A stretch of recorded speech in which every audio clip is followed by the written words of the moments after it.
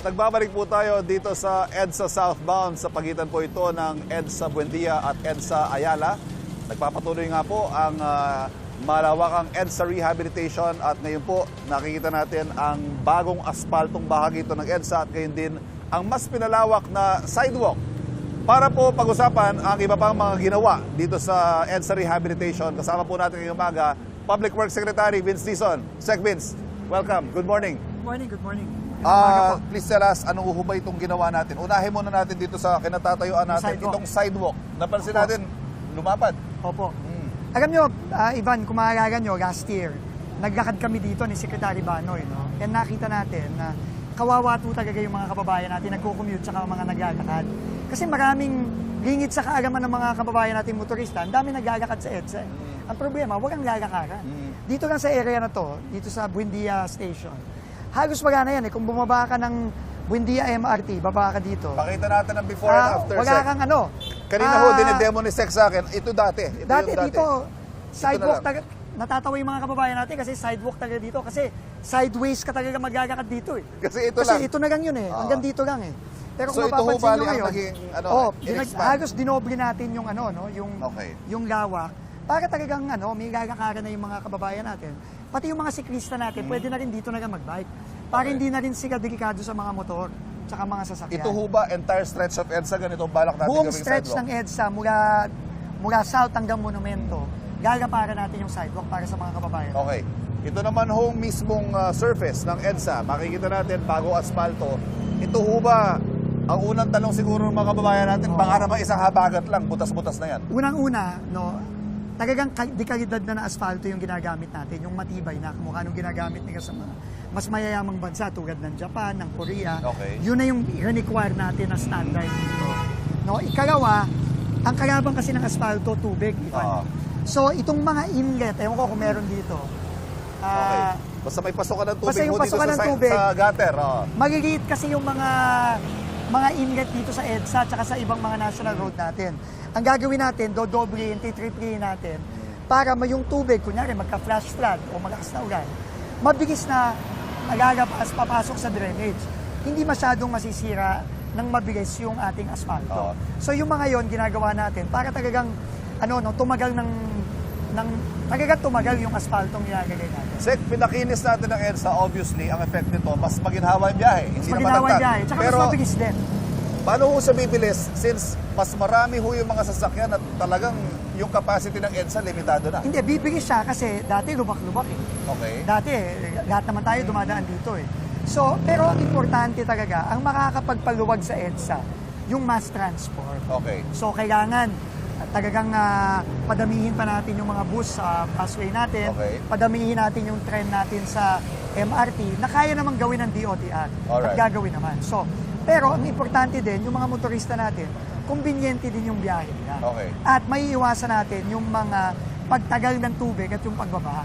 Sek, tanong ko na rin, on a more macro perspective, medyo nagkaroon ho ng slowdown sa public works, sa infrastructure projects because of the corruption scandal. Ito hong mga susunod na buwan, are we going to expect na mas mabubuhay ulit Raratsada na ating tayo. construction? Kasi alam mo, ang nangyari talaga dyan, diba, is nung nakaraang mga taon at dekada, naglalagay ng proyekto sa budget, nagpapabid ng proyekto na walang papeles. Di ba nakita nga natin nung nag-i-inspection tayo ng mga anomalyang flood control, naghahanap ng plano si Presidente. Yes. Walang maiproduce na plano. Kasi nga hindi ganun ang ginagawa. Isipin mo, gagawa ka ng proyekto, magpapabid ka, walang plano. Ngayon, hindi na pwede yun. Sabi ng Pangulo natin, kailangan lahat ng required documents, lahat ng mga plano, kumpleto. Yun, syempre may oras na kasama yun.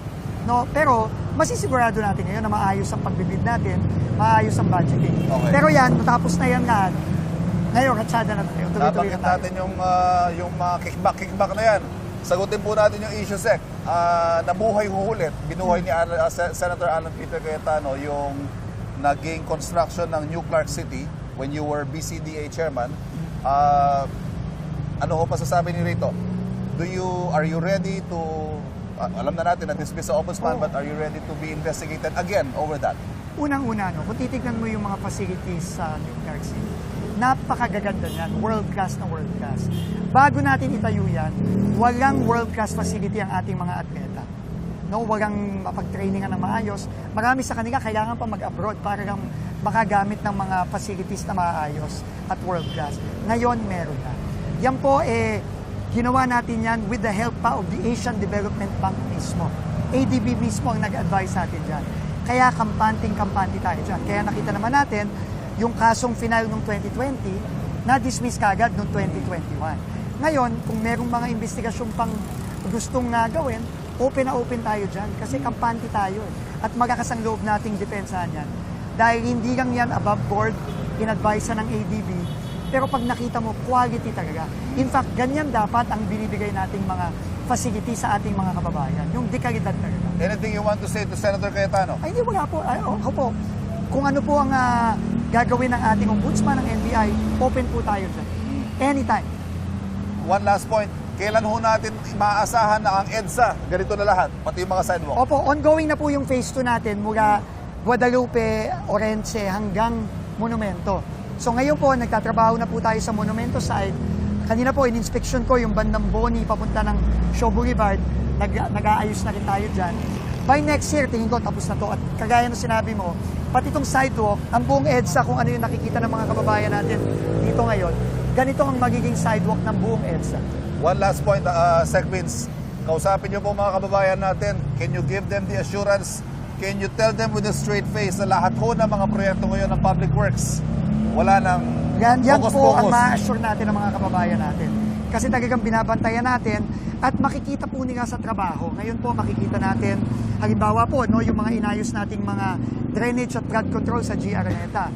Ang mga kababayan po mismo natin ang nagsasabi na konti na lang ang pagbaha doon. Dati hanggang gampas tao dyan. So ganun pong klase ang mga proyekto na gustong mangyari ng ating Pangulo na kapag, sabi nga niya, kapag ginamit ng tama at hindi ninanakaw ang pondo, nagbibinipisyo talaga ang mga kababayan. Sisingilin ho natin sa Sec Vince sa pangahong yan. Salamat po. Secretary Vince Dizon. Maraming salamat po. Salamat. Thank you. Nakausap po natin. God bless po Public sa Works Secretary Vince Dizon. At yan po muna ang latest mula dito sa EDSA. Balik muna tayo sa studio.